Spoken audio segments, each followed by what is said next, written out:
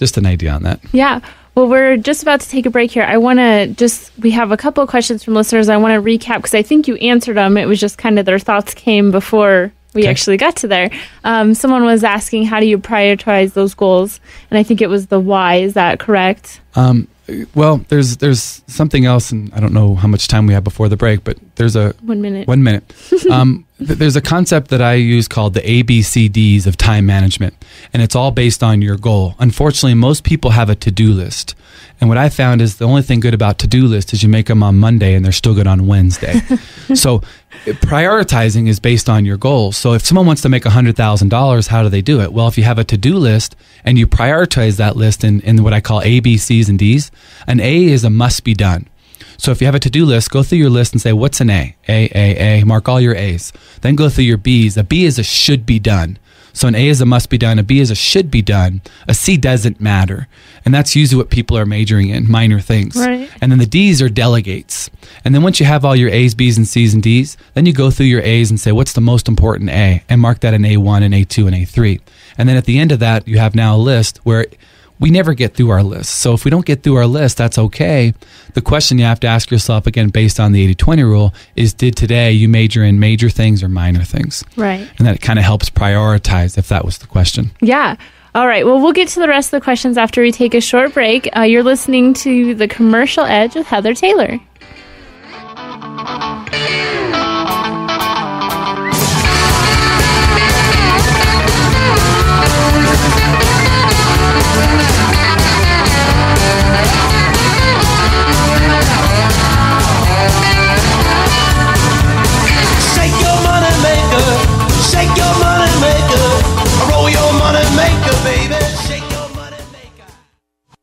Welcome back. You're listening to The Commercial Edge with Heather Taylor. Before the break, we were talking with David with Competitive Edge, and he has some wonderful ideas to keep us motivated and excited about business. But we're going to start with a couple listener questions that we're coming across. And kind of like I said before, we might have touched a little bit on these, but it might be a good review, or you might also have some new ideas, too, to share. So this individual, Parker Land, wants to know, is it really a numbers game? What's more important, how many people you contact or the quality of those leads that you contact? Sure.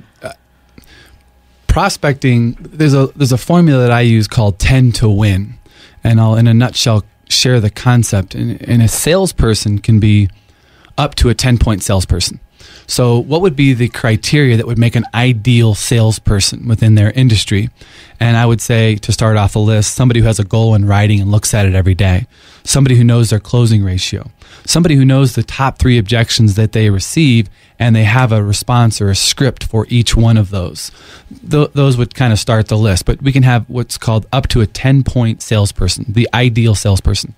Then you have on the other side, you have your consumer or your prospect. And I would challenge your viewers to think about what makes an ideal client. Somebody who has money would probably be in that list. Somebody who was referred would probably be a good client because there's trust there, and they can finish the list. But we can create 10 points for a client and 10 points for a salesperson. And the whole model of targeting is based on the question, qualified versus just talking to people. If a salesperson only has 2 of the characteristics of a 10-point salesperson, they can still make a sale good news. Why? Because as long as they're targeting an 8-point client, that combination of 2 plus 8 equals 10 to win. So vice versa, what if there's a 2-point client out there? Well, an 8-point salesperson could probably make that sale because they have a lot more skills, they've asked better questions, they've given a better presentation, that type of thing. And if you have an 8-point salesperson and an 8-point client, that's what we call a real big sale. And that's nice. Well, so I would challenge the viewers to think about what would make an ideal client? What am I as a salesperson? And if the economy is tough, can I be better? And can I target a little bit better? People who have money, people who have a need, and so forth and so on. So I would say qualified prospects is good, but just getting out there and making the contacts is key. Perfect. Our next listener question wants to know, this is kind of on the topic of employee training. In your opinion, what's more important, motivational, like you can do it, kind of Tony Robbins style, or more technology tool training and they're also, the other key to this is they're kind of on a limited budget. So Okay. Well, I think anything you can get is good. Challenge, though, is if you take an idiot and you motivate him, what do you have? A motivated idiot. Motivated idiot. That's a scary thought. It's an accident waiting to happen. So Right. Motivation is nice, and people say motivation doesn't last. And I agree, a shower doesn't either, but we still take one. So it's nice to get motivation, but I think at the end of the day, what's most important is skills. If you go somewhere and you're really excited, but somebody gives you an objection and you don't know how to overcome that objection, your excitement's not going to make the sale. I mean, it's helpful, but I think at the end of the day, skills-based beats motivation any day, because if someone has the skills, they're probably more successful. They make a sale, make money, has your attitude. It tends to be more positive. Competitive edge, and I want to allude to the based on a limited budget question that was asked. We've set up a unique model, and our whole philosophy of our company is to give value first. And for your viewers that have a limited budget, we are actually here locally in Colorado, the Denver area, and the surrounding areas, doing complimentary workshops for organizations that have salespeople of 5 or more commissioned.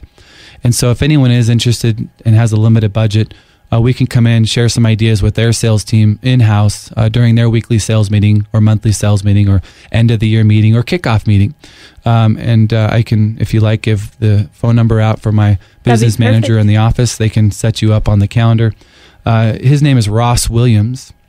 His phone number is 303-800-5335 is his phone number. So we can set up your viewers with a complimentary workshop, and a lot of companies are having us in for a end of the year push, and a lot of companies are really looking to start the year 2010 with a real bang. So having us in doing a workshop at the beginning of the year as well. But I would challenge your viewers to think about the end of the year not as a January 1st we get to start over.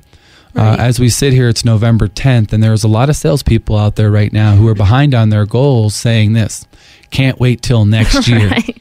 And I would challenge them to, why are they waiting till January 1st? What happens January 1st? Well, a lot of people have bought into that's when we get to start over. And the reality is we're all human beings, which means we've been blessed with this thing called the dignity of choice. And so if we don't like the first half of our life, the good news is we don't have to repeat it.